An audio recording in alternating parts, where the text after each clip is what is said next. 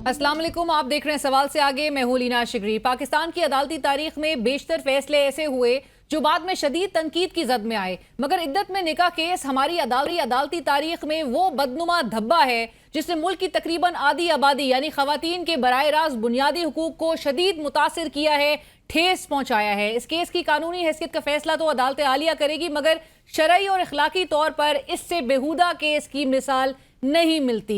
District session court Islamabad के additional session जज अफजल मजूका साहब ने 10 सफ़ात पर मुश्तमिल फैसला जारी करते हुए बानी पीटीआई और बुशरा बीबी की सजा मुअत्तली की जो इस्तदा थी उसको मुस्तरद कर दिया। फैसले के मुताबिक सीआरपीसी का सेक्शन 426 काबिल जमानत है, लेकिन मुजरिम जमानत के हकदार नहीं। कानून के तहत खातून मुजरिम भी जमानत की दावेदार नहीं हो सकती। दीगर केसेस का हवाला दिया और लिखा केस में कि किसी भी मुजरिम की सजा मुअत्तल नहीं हुई। सजा मुअत्तली की दरख्वास्त में मुजरिम को मासूम तस्वुर नहीं किया जा सकता। मुकदमे के मेरिट्स पर बात नहीं की जा सकती। दोनों मुल्जिमान को दी गई सजा ना तो कलील मुद्दती है और ना ही वो सजा का ज्यादा हिस्सा भुगत चुके हैं। याद रहे कि इमरान खान और बुशरा बीबी को इद्दत में निकाह केस से मुतालिक इस केस में 3 फरवरी 2024 को 7-7 साल कैद की सजा सुनाई गई थी।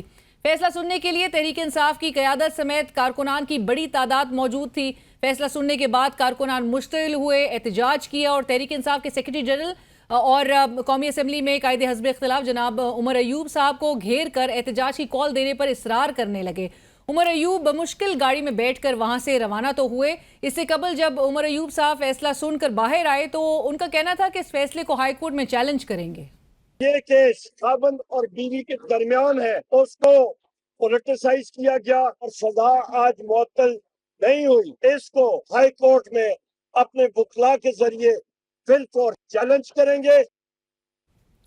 लेकिन तहरीक इंसाफ के कारकुनान का रद्द अमल और मौजूदा क़यादत से एहतजाज की कॉल देने का मुतालबा वक्त के साथ साथ जोर पकड़ता दिखाई दे रहा है। ऐसे में तहरीक इंसाफ के साबिक रहनुमा फवाद चौधरी साहब कहते हैं कि इमरान खान की रिहाई के लिए अदालतों पर भरोसा करना दानिशमंदी नहीं, इसके लिए सियासी हिकमत अमली चाहिए। तहरीक इंसाफ की मौजूदा क़यादत पर कोई तनकीद नहीं करना चाहता, लेकिन मुझे मसला यह है कि उन लोगों में यह सलाहियत नहीं कि इमरान खान की रिहाई के लिए मतलूबा सियासी दबाव बना सके। आज के फैसले से पहले ही हुकूमत को नाज़रीन ये भी पता था कि इमरान खान साहब या तो बाहर नहीं आ रहे और अगर आज रिलीफ मिलता तो कोई नया केस बनता। जाहिर है कहीं से यकीन दहानी तो हुई है और क्योंकि कोई नया केस सामने नहीं आया आज, लिहाजा वफाकी वज़ीर इत्तलात अता तारड़ साहब और सियासी मुशीर राना सनाउल्लाह साहब उनको इमरान खान साहब के जेल से बाहर नहीं आने का पहले से ही इल्म था। दूसरी जानिब अदालत उज़्मा में मखसूस नशिस्तों के मुतालिक केस की समाअत हुई, जहां समाअत के दौरान इलेक्शन कमीशन के वकील सिकंदर बशीर मोमन मोअज़्ज़ज़ जजेस के सख्त सवालात के निर्गे में नजर आए। एक मौके पर तो खुद सिकंदर बशीर मोमन साहब ने एतराफ़ किया कि मैं मुअज़्ज़ज़ अदलिया को मुतमईन करने में नाकाम रहा हूँ। Taken, my lords, through my understanding. Yes, I think I haven't been able to satisfy my lords on every single. But that is, I don't actually. I just have a. Thank you. Yes, I don't. इसके अलावा भी मोमन साहब कई मरतबा बर्दाश्त का दामन खो बैठे और गुज़िश्ता समात की तरह आज भी जस्टिस आयशा मलिक साहिबा से उनके सवालात पर सख्ती से जवाब देने लगे। Their case, I'm not their counsel, but in my humble view, they can't possibly take this position. But I simply asked you, Mr. Sikandar, I asked you a simple question. Are they independent or are they not? आपसे मैंने ये नहीं identify themselves. Have a glass of water. Justice Athar Minallah ने इस्तफसार किया कि क्या ये समझना दुरुस्त है कि बड़ी सियासी जमात इंतखाबी अमल से बाहर सिर्फ इसलिए हुई कि इलेक्शन कमीशन ने सुप्रीम कोर्ट के फैसले की गलत तशरीह की, जिस पर वकील इलेक्शन कमीशन ने जवाब दिया कि हमने तशरीह सही की है। That a major political party was excluded from the election process merely because the Election Commission of Pakistan grossly misinterpreted the judgment of this court? With utmost respect, my lord, my response is no. So when the bench itself is telling you that your interpretation was wrong. Justice Mansoor Ali Shah ने remarks दिए कि election commission ने कैसे ऐसा आसान फैसला कर दिया कि बल्ले का निशान नहीं तो उम्मीदवारों को आजाद कर दें। इतना बड़ा फैसला आप कैसे कर सकते हैं? ये बड़ी आसानी से आपने बड़ी जल्दी में डिसमिस कर दिया और आपने कहा क्योंकि सिंबल नहीं मिल सकता था हमने सोचा कि बस को इंडिपेंडेंट कर दें, not realizing the impact of that. आप कैसे सोच रहे थे, आप कॉन्स्टिट्यूशनल बॉडी हैं, इतना बड़ा सब फैसला कैसे करेंगे? जस्टिस मुनीब अख्तर ने वकील इलेक्शन कमीशन से इस्तफसार किया कि क्या सुन्नी इत्तेहाद काउंसिल के सरबराह को आपने आज़ाद डिक्लेयर कर दिया, आपकी वजह से उन्होंने 3 दिन के अंदर अपनी जमात सुन्नी इत्तेहाद काउंसिल ज्वाइन करने का फैसला किया, तो आपने उससे भी रोक दिया। Appellant number 2 who is the chairman of SIC, आपने उसको इंडिपेंडेंट डिक्लेयर कर दी। उसे कहा चलो भाई ECP ने मुझे इंडिपेंडेंट डिक्लेयर किया है, अब उस 3 डे पीरियड में मैं अपनी पार्टी ज्वाइन करता हूं। 2 दिन पहले आप उस पर हंस रहे हैं कि ये किस तरह हो सकता है। भाई ये normally which seems absurd on the face of it आपने क्रिएट किया। जस्टिस याया अफरीदी ने वकील इलेक्शन कमीशन से सवाल किया कि आपके पास क्या ये इख्तियार है कि आप किसी को आज़ाद डिक्लेयर कर दें, ये तो उम्मीदवार और पार्टी के दरमियान का मामला है। ये बता दें कि क्या आपके पास ये इख्तियार है कि आप किसी को इंडिपेंडेंट डिक्लेयर कर दें? So sir, it is for the RO. He has No, not for the RO. It is for the candidate and the party. That's all. Who are you? Who are you? और नाज़रीन, programme में हमें join कर रहे हैं मोहम्मद ज़ुबैर साहब, needs no introduction, साबिक governor Sindh, senior सियासतदान। ज़ुबैर साहब अस्सलाम वालेकुम। जी अस्सलाम वालेकुम।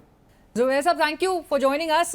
सबसे पहले तो आज जो ये अदालत ने जो फैसला दिया इद्दत में निकाह केस में इमरान खान साहब और बुशरा बीबी की जो सज़ा मुअत्तली की दरख्वास्त थी उसको मुस्तरद किया है। शहबाज शरीफ साहब की जो हुकूमत है ज़ुबैर साहब, चूँकि पहले से ही इशारे ये दिए जा रहे थे कि नए केसेस भी बना दिए जाएंगे, इशारे नहीं बाकायदा तौर पर राना सनाउल्ला साहब भी कह चुके थे, अता तारर साहब को भी नज़र आ रहा था कि वो रिहा नहीं हो रहे इमरान खान साहब। सो कितनी आपके ख्याल में शहबाज शरीफ साहब की हुकूमत इस वक्त एक खौफजदा है इमरान खान साहब के बाहर आने से? एक तो बड़ा क्लियर है, खौफजदा है, और उनका तो बिल्कुल क्लियर है। राना सनाउल्ला ने तो बड़े क्लियर अल्फाज में कहा कि हम ढूंढेंगे अगर कोई केस हमें बनाना भी पड़े, और ये ऐसी गलत रवायत है कि ढूंढेंगे। रिमाइंड्स मी वो going back to 1977 Zulfikar Ali Bhutto को जब हटाया गया था, कू हुआ था, तो उस वक्त भी ढूंढा गया था केस, और वो एक 74 की एक FIR थी और उसके फिर नताइज हम सब ने देखे।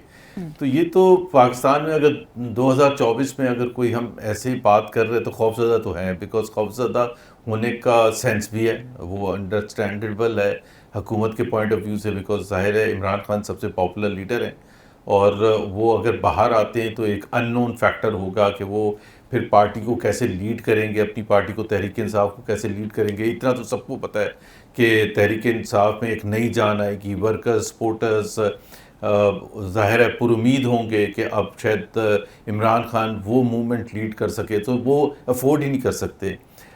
तो जाहिर है ये अगर इसका जो फैसला आया है, और ये है भी ऐसा कि इद्दत के केस में मेरा ख्याल है पाकिस्तान की तारीख में, क्या दुनिया की तारीख में ऐसा केस बना ही नहीं होगा इन द फर्स्ट प्लेस, कि आपने शादी जो थी वो एक वक्त से पहले क्यों कर ली थी। अब स्टेट का इससे क्या ताल्लुक़ है, क्या ताल्लुक़ होना चाहिए, और क्या ऐसे ढूंढ के लोगों को, क्या हर प्राइवेट सिटीज़न को इस बुनियाद पर सज़ा दी जा सकती है 10 साल या 12 साल या जितने भी साल के, जी आपने शादी जो थी वो किसी के हिसाब से आपने जल्दी कर ली थी, तो आई थिंक ये तो इन द फर्स्ट प्लेस होनी नहीं चाहिए थी सज़ा।